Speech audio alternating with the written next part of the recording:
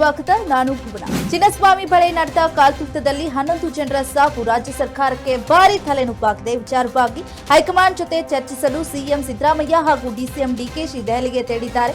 ಇತ್ತ ಸ್ವಯಂ ಪ್ರೇರಿತವಾಗಿ ದಾಖಲಿಸಿಕೊಂಡ ಸಾರ್ವಜನಿಕ ಹಿತಾಸಕ್ತಿ ಅರ್ಜಿ ವಿಚಾರಣೆ ಮಾಡಿದಂತ ಹೈಕೋರ್ಟ್ ಸರ್ಕಾರದ ಪ್ರತಿಕ್ರಿಯೆ ಬಂದ ಬಳಿಕ ಮಧ್ಯಂತರ ಅರ್ಜಿ ಬಗ್ಗೆ ತೀರ್ಮಾನ ಕೈಗೊಳ್ಳಲಾಗುವುದು ಅಂತ ಯಾವುದೇ ನಿರ್ದೇಶನ ನೀಡದೆ ಅರ್ಜಿಗಳ ವಿಚಾರಣೆಯನ್ನ ಜೂನ್ 12 ಮಧ್ಯಾಹ್ನ 2:30ಕ್ಕೆ ಮುಂದೂಡಿದೆ. ಆರ್ಸಿಬಿ ವಿಜಯೋತ್ಸವದ ವೇಳೆ ಚಿನ್ನಸ್ವಾಮಿ ಕ್ರೀಡಾಂಗಣದ ಬಳಿ ನಡೆದ ಕಾಲ್ತುಳಿತ ಪ್ರಕರಣ ತೀವ್ರ ಸ್ವರೂಪ ಪಡೆದುಕೊಳ್ಳುತ್ತಿದೆ. 11 ಜನರ ಸಾವಿಗೆ ಕರ್ತವ್ಯ ಲೋಪವೂ ಕಾರಣ ಅಂತ ರಾಜ್ಯ ಸರ್ಕಾರ ಬೆಂಗಳೂರು ನಗರದ ಪೊಲೀಸ್ ಆಯುಕ್ತರಾಗಿದ್ದ ಬಿ ದಯಾನಂದ್ ಸೇರಿದಂತೆ 5 ಅಧಿಕಾರಿಗಳನ್ನ ಅಮಾನತು ಮಾಡಿತ್ತು. ಸರ್ಕಾರವು ಕೂಡ ತೀವ್ರ ಆಕ್ಷೇಪ ವ್ಯಕ್ತಪಡಿಸಿದ್ರು. ಜೊತೆಗೆ ನಿವೃತ್ತ ಐಪಿಎಸ್ ಅಧಿಕಾರಿಗಳು ಕೂಡ ಅಸಮಾಧಾನ ಹೊರಹಾಕಿದ್ರು. ಸಿಎಂ ನಿರ್ಧಾರ ಸರಿಯಲ್ಲ ಎಂದಿದ್ರು. ಇದೀಗ ಪೊಲೀಸ್ ಅಧಿಕಾರಿಗಳ ಅಮಾನತು ಹಿಂಪಡೆಯುವಂತೆ ಸಿದ್ದರಾಮಯ್ಯ ಅವರಿಗೆ ಪತ್ರ ಬರೆದಿದ್ದಾರೆ. ಆರ್ಸಿಬಿ ವಿಜಯೋತ್ಸವದ ವೇಳೆ ದುರಂತದ ಬಗ್ಗೆ ಸರ್ಕಾರ ತೆಗೆದುಕೊಂಡ ಕ್ರಮದ ಬಗ್ಗೆ ಬಿವೈ ವಿಜಯೇಂದ್ರ ವ್ಯಂಗ್ಯವಾಡಿದ್ದಾರೆ. ಸಿಎಂ ಸಿದ್ದರಾಮಯ್ಯಗೆ ಬಹಿರಂಗ ಪತ್ರ ಬರೆದು ಸಿಎಂ ಡಿಸಿಎಂ ಪರಮೇಶ್ವರ್ ರಾಜೀನಾಮೆಗೆ ಆಗ್ರಹಿಸಿದ್ದಾರೆ. ಕಾಂಗ್ರೆಸ್ ಸರ್ಕಾರ ಫೇಲ್ಯೂರ್ ಆಗಿದೆ. ಕ್ರಿಕೆಟ್ ಅಭಿಮಾನದ ಲಾಭಿ ಗಳಿಸುವ ಸ್ವಾರ್ಥದ ದುರಾಲೋಚನೆ ನಿಮಗೆ ಇತ್ತು.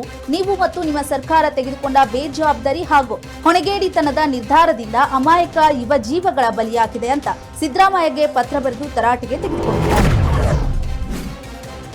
ಚಿನ್ನಸ್ವಾಮಿ ಸ್ಟೇಡಿಯಂನಲ್ಲಿ ನಡೆದ ಕಾಲ್ತುಳಿತದ ನಂತರ ಕೆಎಸ್ಸಿಎ ಆಡಳಿತಾತ್ಮಕ ಸ್ಥಿರತೆಯ ಬಗ್ಗೆ ಬಿಸಿಸಿಐ ಕಳವಳ ವ್ಯಕ್ತಪಡಿಸಿದೆ. ಇದೇ ಕಾರಣದಿಂದಾಗಿ ಬೆಂಗಳೂರಿನಲ್ಲಿ ನಡೆಯಬೇಕಿದ್ದಂತ ಭಾರತ ಮತ್ತು ಸೌತ್ ಆಫ್ರಿಕಾ ನಡುವಿನ ಸರಣಿಯನ್ನ ಸ್ಥಳಾಂತರಿಸಲಾಗಿದೆ.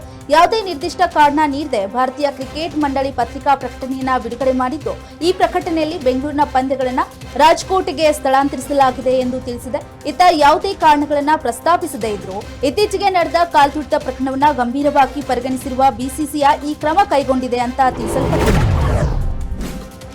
ಚಿನ್ನಸ್ವಾಮಿ ಸ್ಟೇಡಿಯಂನಲ್ಲಿ ಕಾಲ್ತುಳಿತ ದುರಂತವಾದ ಬಗ್ಗೆ ಪ್ರತಿಕ್ರಿಯಿಸಿದ ಮಾಜಿ ಕೇಂದ್ರ ಸಚಿವ ಭಗವಂತ್ ಖೂಬಾ ಸಿಎಂ ಡಿಸಿಎಂ ವಿರುದ್ಧ ತೀವ್ರ ವಾಗ್ದಾಳಿ ನಡೆಸಿದ್ದಾರೆ. ಸಿಎಂ ಸಿದ್ದರಾಮಯ್ಯ ಡಿಸಿಎಂ ಡಿಕೆಶಿ ಅಯೋಗ್ಯರು. ಸಿದ್ದರಾಮಯ್ಯ ಡಿಕೆಶಿ ಪ್ರಚಾರದಲ್ಲಿ ತೆವಲಿಗೆ ಆರ್ಸಿಬಿಯ ಅಭಿಮಾನಿಗಳು ಬಲಿಯಾಗಿದ್ದಾರೆ. ತಾವೇ ಕಪ್ ಗೆದ್ದಿದ್ದಾರೆ ಎಂದು ಬಿಂಬಿಸುವ ಭರದಲ್ಲಿ ಸಿಎಂ ಡಿಸಿಎಂ ಈ ಎಡವಟ್ಟು ಮಾಡಿದ್ದಾರೆ. 11 ಕ್ರಿಕೆಟ್ ಅಭಿಮಾನಿಗಳ ಜೀವ ಹೋಗಿದೆ. ಇದಕ್ಕೆ ನೀರ ಹೊಣೆ ಸಿಎಂ ಡಿಸಿಎಂ ಎಂದು ಕಿಡಿಕಾರಿದ್ದಾರೆ. ನರೇಗಾ ಕೆಲಸದ ವೇಳೆ ಇದ್ದಕ್ಕಿದ್ದಂತೆ ಕಾರ್ಮಿಕ ಕುಸಿದು ಬಿದ್ದು ಸಾವನ್ನಪ್ಪಿರುವ ಘಟನೆ ದಾವಣಗೆರೆಯ ಅರೆಮಜ್ಜಿಗೆರೆ ಗ್ರಾಮದಲ್ಲಿ ನಡೆದಿದೆ. ಬರಮಪ್ಪ ಗ್ರಾಮದ ಹಳ್ಳವೊಂದರಲ್ಲಿ ಉದ್ಯೋಗ ಖಾತ್ರಿ ಯೋಜನೆಯಡಿ ಹೂಳೆತ್ತುವ ಕೆಲಸ ನಿರ್ವಹಿಸುತ್ತಿದ್ದಾಗ ಈ ದುರಂತ ಸಂಭವಿಸಿದೆ. ಸ್ಥಳಕ್ಕೆ ತಾಲೂಕ್ ಪಂಚಾಯಿತಿ ಇಒ ಹಾಗೂ ವೈಎಚ್ ಚಂದ್ರಶೇಖರ್, ನರೇಗಾ ಸರ್ಕಾರ ನಿರ್ದೇಶಕ ಸೋಮಶೇಖರ್, ಗ್ರಾಮ ಪಂಚಾಯಿತಿ ಅಧ್ಯಕ್ಷೆ ನೇತ್ರಾವತಿ, ವಿರೂಪಾಕ್ಷಯ್ಯ, ನಿಲಗುಂದ್ ಸಮುದಾಯ ಆರೋಗ್ಯ ಕೇಂದ್ರದ ವೈದ್ಯಾಧಿಕಾರಿ ಹಾಗೂ doctor Arpita, PDO Anand Naik, engineer Harish ಭೇಟಿ ನೀಡಿ ಮೃತರ ಕುಟುಂಬಸ್ಥರಿಗೆ ಸರ್ಕಾರದಿಂದ ಪರಿಹಾರ ಒದಗಿಸುವ ಭರವಸೆ ನೀಡಿದ್ದಾರೆ. ಬೆಳಗಾವಿ ಜಿಲ್ಲೆಯ ರಾಯಬಾಗ್ ತಾಲೂಕಿನ ಚಿಕ್ಕೋಡಿ ಉಪವಿಭಾಗದಲ್ಲಿ ನಿನ್ನೆ ರಾತ್ರಿ ಸುರಿದ ಅಕಾಲಿಕ ಮಳೆಯಿಂದಾಗಿ ಅವಾಂತರ ಸೃಷ್ಟಿಯಾಗಿದೆ. ನಿರಂತರವಾಗಿ 1 ಗಂಟೆ ಕಾಲ ಬಿದ್ದ ಮಳೆಗೆ ಕುಡಚಿ ಗ್ರಾಮೀಣ ಭಾಗದ ಗದ್ದೆಗಳು ಕೆರೆಯಂತಾಗಿ ಅಪಾರ ಹಾನಿ ಸಂಭವಿಸಿದೆ.